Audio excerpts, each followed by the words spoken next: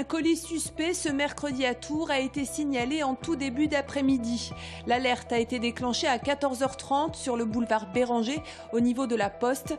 Un périmètre de sécurité a été mis en place jusqu'à l'arrivée des démineurs en début de soirée.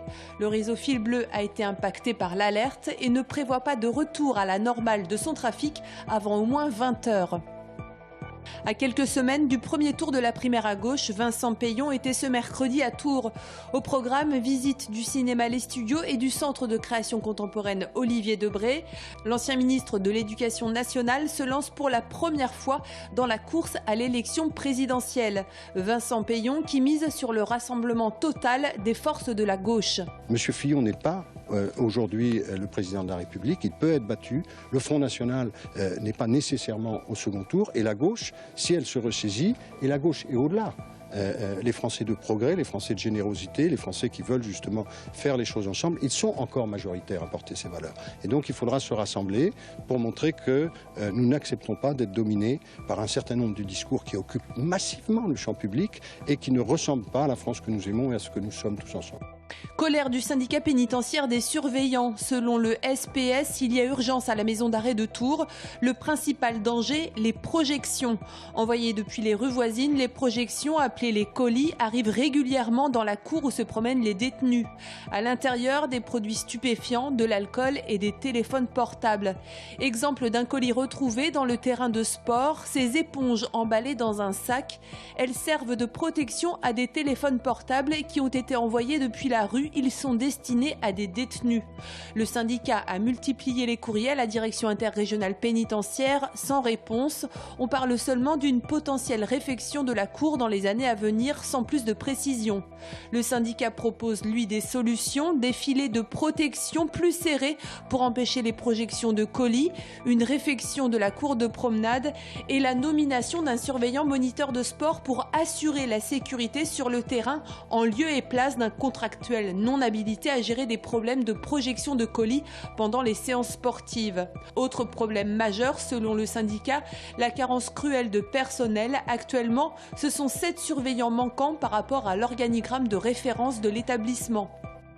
Par arrêté du 22 novembre 2016, publié au journal officiel du 27 décembre, l'état de catastrophe naturelle est reconnu pour la commune de Pont-de-Rouen pour inondation et coulée de boue du 1er au 2 juin 2016. Les personnes concernées ont 10 jours à compter de la date de publication de cet arrêté pour déclarer le sinistre à leur assurance. Ce mercredi, les résidents du foyer Albert Thomas occupaient toujours les lieux. Ils refusent la proposition de relogement provisoire proposée par la ville de Tours. Par communiqué de presse, le maire Serge Babary demande aux 36 résidents de se rendre instamment au gymnase Paul Racot aménagé et mis à disposition par la ville. Le maire indique également que l'État, via la préfecture, assurera le lien avec les salariés et le liquidateur pour trouver une issue favorable à la situation.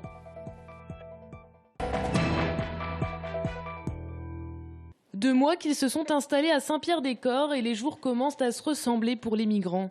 Profiter des fêtes de fin d'année pour se changer les idées, c'est ce qu'essaye de faire l'association Coup de pouce aux migrants. Tiffany Ricato s'active depuis un mois pour trouver une salle afin de fêter la nouvelle année. Problème, toutes sont indisponibles et ce n'est pas faute d'avoir frappé à toutes les portes. La mairie de Joué-les-Tours, personnellement je suis de Joué-les-Tours. Ensuite ça va être les salles côté Giraudot, puisque tout ce qui est centre social, Sanitas et Giraudot. La mairie de Tours, c'est difficile. La mairie de Saint-Pierre, je sais que le collectif de Saint-Pierre est en attente d'une réponse. Donc pour l'instant, c'est en attente.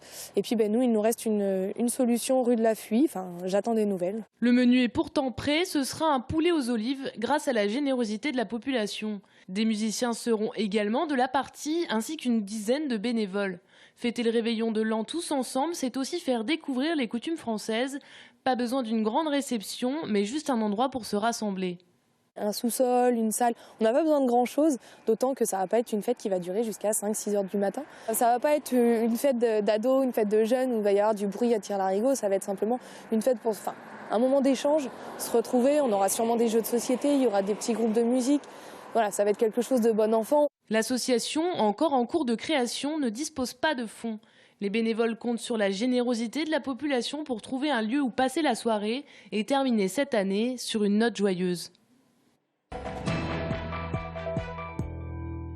Victoire nette et précise des Remparts à domicile hier soir. Les Bleus ont pulvérisé Mulhouse, leader du classement, s'imposant 5-2. Dès le premier tiers, les Remparts ont multiplié les occasions en malmenant la défense des Scorpions. C'est à la 14e minute de jeu que les efforts payent.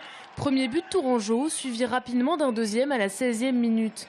La tribune pleine à craquer est en délire. En début de saison, personne n'aurait prédit cette supériorité dans le jeu de la part de Tours, pas même le coach. On était dernier, 14e. Aujourd'hui, on se part, on est premier. Mais n'importe, c'est ça. C'est jour après jour, on l'a travaillé. Quand on est arrivé ici, si on avait regardé devant, on aurait dit on ne pourra jamais y arriver. On était jour par jour, pratique par pratique, entraînement par entraînement. On a su donner confiance à ce groupe et travailler ensemble. Et je crois que c'est ça le plus important. Dans le deuxième tiers, les Remparts ont tout autant brillé. Sans rien lâcher, ils inscrivent 3 nouveaux buts et gagnent leur ticket pour la première place du classement. Les 2 buts inscrits par leur adversaire sont passés inaperçus. Les Tourangeaux ont su contrer presque chaque attaque de Mulhouse. Pour les vainqueurs, la satisfaction était totale. Je pense que l'équipe a joué très bien. Mulhouse, c'est une très grosse équipe. Je pense qu'on a resté calme. Le jeu, c'était très simple. Puis c'est pour ça qu'on a joué mieux que les autres. Je pense que oui, on a vu que sur la phase allée du championnat, on pouvait battre n'importe qui. Ce soir, on l'a encore vu. Le leader, on le recevait et on l'a bien reçu, je pense. Depuis le début de la saison, les Remparts ont montré qu'ils avaient toutes les capacités physiques et mentales nécessaires pour atteindre le haut du classement. Désormais, c'est chose faite et il va falloir tout mettre en œuvre pour y rester. Hier, 1000 coureurs étaient sur la ligne de départ pour la corrida de Chambray, la dernière course pédestre de l'année. Chez les hommes, c'est Guillaume Edli qui a remporté la course de 7,5 km en 23 minutes et 10 secondes et Hélène Despoter chez les femmes en 27 minutes et 13 secondes. Pour chaque inscription, c'est 1 € qui était reversé à une association. Cette année, c'est la section handisport de l'Union sportive chambraisienne qui a reçu un cadeau de Noël un peu en retard, un chèque de 1000 €.